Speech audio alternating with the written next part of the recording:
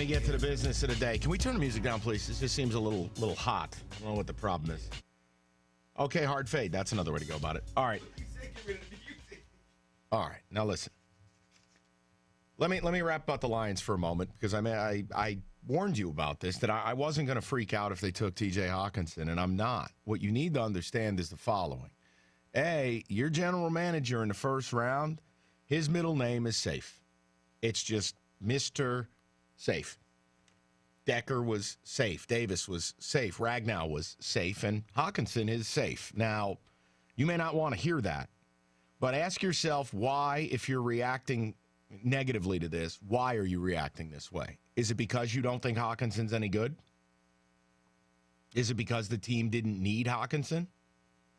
Is it because of some other player you think would have been a better selection? Or ask yourself, are you reacting this way because 10 years ago they took Brandon Pettigrew in the first round, and 5 years ago they took Eric Ebron at number 10? Now, if it's because of the first several things, that's fine. I mean, that's why we're fans. Like, I don't think Daniel Jones is any good. If you don't think Hockenson's any good, that's your business. But he is good. He's real good. If you felt like, hey, I wanted a different player, you got every right to feel that way. But if you're bagging the Lions based on Eric Ebron and based on Pettigrew, I just don't think it's relevant. I think it's lazy. Would I take a tight end in the top 10? No, I wouldn't. I have certain rules that if I ever ran a team, this would be one of them. You can't take a top 10 tight end because people that are drafted in the top 10, you have to recreate your entire franchise around them. That's what it is. If you draft a running back in the top 10, it's their offense and what they like to do and what they're good at. If you draft a wideout, same thing. If you draft a quarterback, same thing. If you draft a defensive tackle, same thing. This is how it works. It's very hard to make your offense, and it might be downright inadvisable, to make your offense something built around a tight end. Now, if we step away from this, I think there are some things we can pull out of what the Lions did, and I'll throw the number out, 248-539-9797. A, they're in win-now mode. I mean, it's just super, super clear. They're in win-now mode. And as crazy as it sounds, saying, oh, my God, they took a tight end, you wonder if the heat is on a little bit because Hockenson is a guy that immediately makes the running game better. He is a hellacious blocker. He's an extra offensive lineman in that regard, and truthfully, he can be your quarterback's best friend. And I think it's clear you're going to go with 21 personnel a whole lot. You're going to have two tight ends on the field a whole lot. And one of them has to line up in line, tight to the formation. And one of them has to be a plus blocker. Now, if you get a tight end who can block and catch, it's hard on defense because they can't really figure out what you're going to do. Your personnel is even. Two tights, two wide, one back. It's even. You're not tipping your hand. And the personnel, when you got a guy that can do both, it's not like you brought in an Eric Ebron and you know it's a passing down. Hockenson will play all three downs, and, well, you don't know if they're running or passing. Would I have done it? No. But I understand why they did it, and I don't have to agree with it to understand it. Like the Giants, it's inexplicable. The Lions, it's totally explainable. They want to be Seattle. They want to run the ball. They want to lead the league in rushes. They want to have a couple tight ends out there. They wanted to replace a Golden Tate with a Hockenson as the check down guy, and they want to play great defense. That's what they want. I don't have to like it. You don't have to like it. But that's what they're doing. Are they better by drafting Hockenson? They are.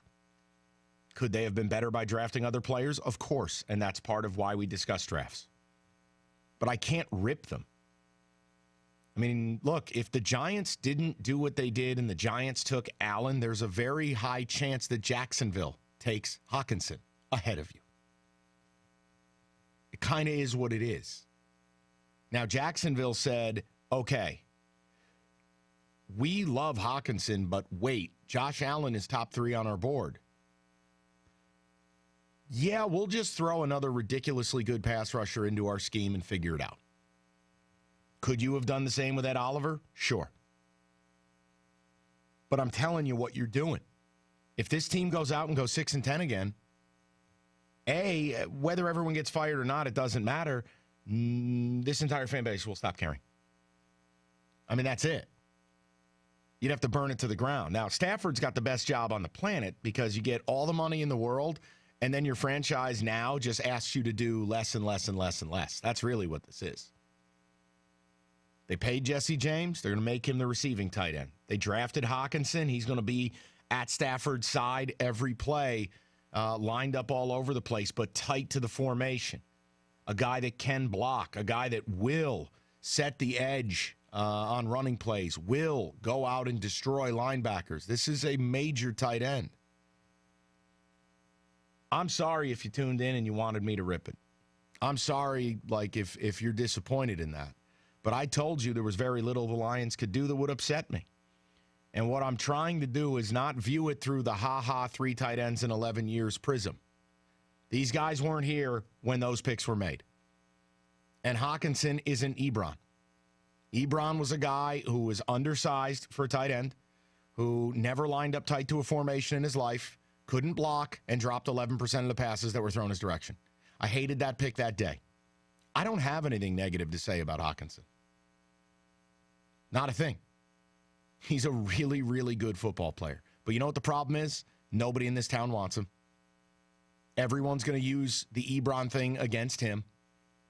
And it's very similar to Daniel Jones in that regard because Daniel Jones' career is going to be held against Sam Darnold, and Daniel Jones' career is going to be held against Josh Allen and Ed Oliver. And it's tough. But I think they're doing it their way. I think you're better by drafting the guy. I think he plays from day one. He plays a ton. I think he makes your running game better.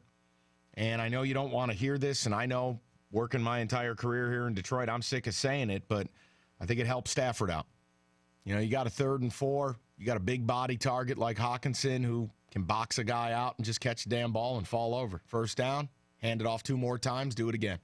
Guys, you're not going to like the way this team plays, but when you've won 1 playoff game since 1957, I'm pretty sure you don't care how they play. You just want to win. They're going to try to shorten games. They're going to try to move the sticks.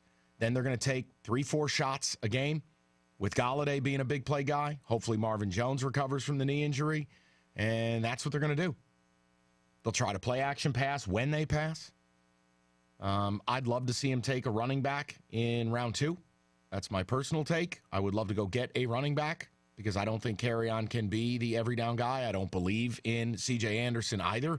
He's kind of got the physique of a 35-year-old man with 2 kids. Not a big fan. But that's what they're going to do, man. But your GM's playing it real safe. For him, it's safety in round 1.